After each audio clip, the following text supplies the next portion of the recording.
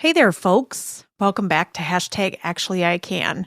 This is the podcast where we get real about life's big moments, the good, the bad, the ugly, and what the fuck am I even doing? Today, I want to talk about something that has completely changed the way I see my life, the hero's journey. Now, before you start thinking I'm all about to go all once upon a time on you, stick with me here. The hero's journey isn't just for books and movies. It's for you and me, too. And anyone who's ever felt stuck, overwhelmed, or like they are meant for something more but have no clue how to get there. I actually first discovered this framework thanks to the Mind Rebel Academy, which is where I got my coaching certification. And once I saw it, I could not unsee it. It's everywhere. Every movie you love, every big transformation you've been through, yourself or people around you, and of course, every awkward, messy, what am I doing with my life phase? And trust me, I've had plenty of those. Sometimes I've handled them with grace, and sometimes it's looked a lot more like me ugly crying in my car. But today we're going to break down what the hero's journey actually is, why it's so relatable, and how you can use it to navigate those big and little moments in your own life. I'll be sharing some of my personal stories, which you know I love to do, along with some practical steps you can take. And at the end, I'll tell you how to dive deeper into the hero's journey with my free mini course. So let's get going. Hey there, fellow rebels. Welcome to #ActuallyICan, the podcast where we say a hearty hell yes to designing life on our own terms. I'm Katie Ripp, a lifestyle coach, business mentor, and serial entrepreneur, here to guide you through the wild ride of defying what society expects of us and embracing our authenticity. On this show, we dive deep into taboo topics like death, money, spirituality, entrepreneurship, unapologetic self-care, and personal development, all while swearing and laughing along the way. Expect down and dirty conversations, plenty of humor, and a whole lot of exploration, leaving you feeling empowered to be your truest self. Whether you're craving a good laugh, seeking unconventional self-care tips, or simply looking for some camaraderie, you've come to the right place.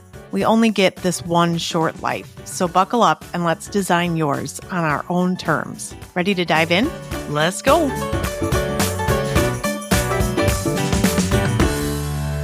What is the hero's journey? Let's start with the basics. The hero's journey is this age-old storytelling framework that was created by Joseph Campbell. So even if you don't recognize his name, I promise you've seen this story 1,000 times. Think Star Wars, Harry Potter, Moana, The Lion King. They all really follow this formula. So here's the kicker. So does real life. And you will recognize it, I promise. So let me break this down for you. First, we're in the ordinary world. Think about yourself. You're just doing your thing, living your life, thinking, things are fine. Spoiler alert, they're not fine. So I'm going to use Moana as an example. Most of us have seen the movie Moana. If you haven't, it's a great movie. It's a great kids movie, but Disney loves the hero's journey. So think of Moana. She's on her island doing her chief in training duties, trying to be the perfect daughter. Everything looks fine on the surface, but inside she's dying to answer the call of the ocean. Remember when she sees that little thing in the beginning? So same with Harry Potter, stuck in his cupboard, or like Luke Skywalker whining about power converters. These are always the nagging feelings that something bigger is out there. So that's the ordinary world.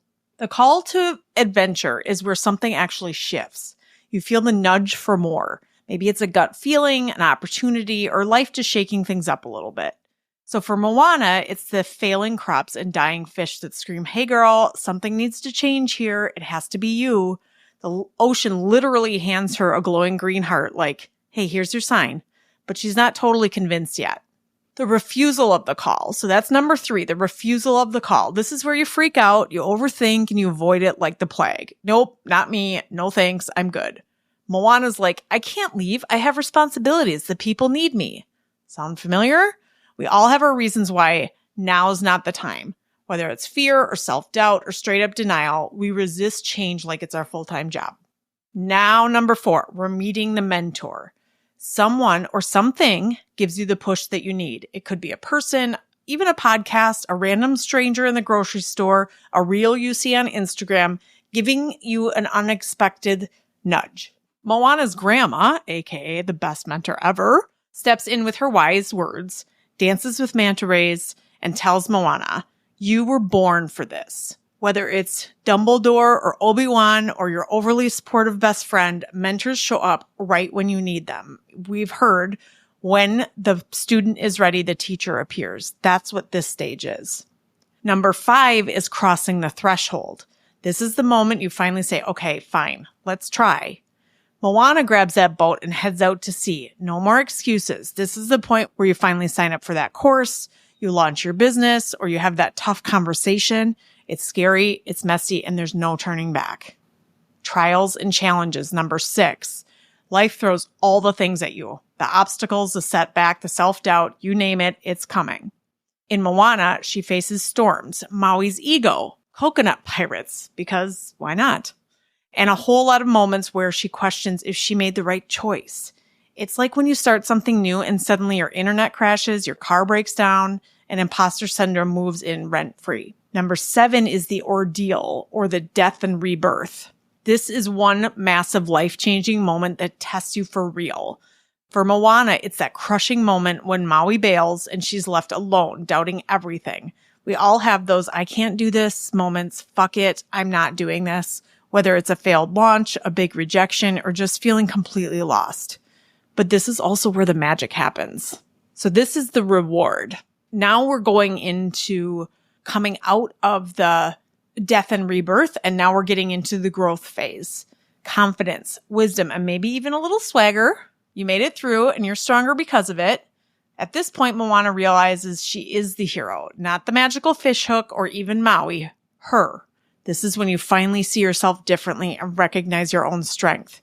It's not just about external wins, it's about the internal transformation that matters most. And now we've crossed back over the threshold into the ordinary world again, but you're returning different now. You're returning home and you bring those lessons back with you. So Moana sails back to the island. She restores the heart and leads her people in a whole new way. It's like when you return to your old life, but now you're setting boundaries, or you're making bold moves, or you're inspiring others with your growth. People may not fully get it, but you do, and that's what matters. Discover the Mind Rebel Academy, home of the revolutionary Mind Rebel method, a groundbreaking approach to unlocking your inner wisdom and living in alignment. Experience the method for yourself as our gift to you. Visit themindrebel.com/experience the method to begin your journey today. Okay, so let me get into a couple of real life calls to adventure and refusals of the call, because I have had plenty of these. One of my biggest calls to adventure moments happened when my father-in-law, Al, died. It was totally unexpected, completely heartbreaking, and it made me and our family take a hard, long look at our lives. So up until that point, I had been doing what I thought I should be doing, right? Checking all the boxes. I had a business, a couple businesses at the time. I was working for a family-run company that I loved. I was raising my little kiddos. I had a couple of animals. We had a house. We were like paying the mortgage. Everything was fine. But I was totally feeling disconnected inside. I was exhausted. I was hungover. I was overwhelmed, and I was running on total autopilot. And you'd think that would be enough to jump into change, right? But it wasn't at the time. I refused to call like a pro. I convinced myself I was fine. Everything's fine. I kept distracting myself with work, to-do lists, and of course, those wine nights around Kitchen Islands. And that leads me to another huge threshold moment in my life, my decision to get sober. So for years, I told myself I don't have a real problem. I mean, I was doing what everybody else was doing. We were having drinks to wind down. We were celebrating with toasts, like nothing unusual, except deep down, I knew I was using it as a way to avoid and a way to medicate. And what I was really feeling was fucking exhausted and disconnected and stuck in a cycle I did not want to be in anymore. And I had 1,000 day ones, which were my calls to adventure over and over again. I wanted to quit drinking, but I just kept refusing the call. I resisted sobriety hard for decades. I told myself it wasn't that bad, that I could cut back anytime I wanted. For instance, I didn't drink throughout both my pregnancies, so I must not have a problem. But the truth was, I just really wasn't ready to face me, myself, my internal demons. I was not really ready to face any of that without that crutch. I was really scared of actually what I'd find underneath. So eventually I just hit a breaking point. The moment where I realized staying the same was way scarier than changing. I knew it was just never going to get any better. It was a very anticlimactic night in August in 2021. After decades of avoiding it, I just decided I had had my last spotted cow. So I crossed the threshold. I chose sobriety. And let me tell you, it was messy. It was hard, and I questioned it every step of the way. But here's what happened. Sobriety became the catalyst for a whole new level of strength and clarity and self-compassion I really never, ever thought was possible. That's just my story. And I actually have many hero's journeys, and we all have many hero's journeys at one time or another. It's almost like you finish a hero's journey and then the universe is like, oh, here's another one. And maybe they're small, and some of them last a lifetime and some of them only last a day. You can see the difference. So remember, the call to adventure. Every great journey starts with a call. It's that nagging feeling that you're meant for something more. The refusal of the call. This one hits home. The resistance is real. How many times have we told ourselves, now's not the right time. I don't have what it takes. Resistance is fueled by fear. Fear of failure, fear of success, fear of the unknown. But growth does not happen in our comfort zone. Then we're at meeting the mentor. So no hero goes it alone. Enter the mentor. In stories, it's often the wise old sage, but in real life, it could be a lot of things. A book, a coach. Hey, that's me. A podcast, or even a friend who nudges you in the right direction. Crossing the threshold means stepping into the unknown. There's no turning back. It's both exciting and super fucking scary. You've got the messy middle. This is where you start facing challenges, doubts, and setbacks. It's where you might encounter naysayers, imposter syndrome, or unexpected obstacles. The reward is the victory. Maybe it's small, like hitting a savings goal, or massive, like launching a dream business. Whatever it looks like, absolutely soak this part in. And then the real transformation happens when you've returned to home. You've come back, you've crossed the threshold again, and now you're back into the inspiring part where you get to lead by example and your journey has a ripple effect for everyone else. So my challenge for you right now is, where are you in your hero's journey right now? Are you still refusing the call? Are you facing the tests? Are you standing on the other side victorious? Wherever you are, just know I see you. I totally believe that you are, wherever you are on your journey, I am here cheering you on. So if this resonated with you at all, hit me up on Instagram, Katie Rip, and share where you're at in your journey. I would love to know about this. And if you need a mentor, you know where to find me, katierip.com. Also, I have a Hero's Journey mini course where this actually walks you through in a video and shows you each graphic and where you might be landing on your graphic. You can head over to katierip.com, sign up for my newsletter. It's called the Love Monday newsletter. You can go right up in the right-hand corner, Love Monday, sign up for the newsletter, and I'll send you the Hero's Journey. So I am so excited if you are excited about this. I love the Hero's Journey so much.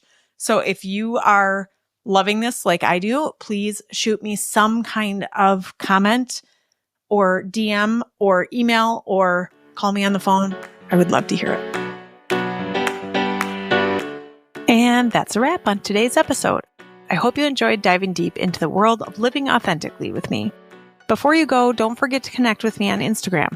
Shoot me a message at Katie Rip. I'd love to hear your thoughts on today's episode and connect with you further.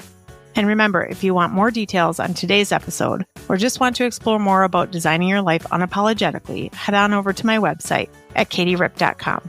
There, you'll find all the juicy details and resources you need to keep the inspiration flowing. Lastly, if you'd like to join me on the show, whether it's to tell about your experience of designing your own life, to share your expertise, or if you'd like to participate in lifestyle coaching live on air, don't hesitate to reach out. Your story could inspire countless others on their own path to living authentically. Thanks for tuning in. Until next time, keep living boldly, designing your life, and remember, #actually, I can.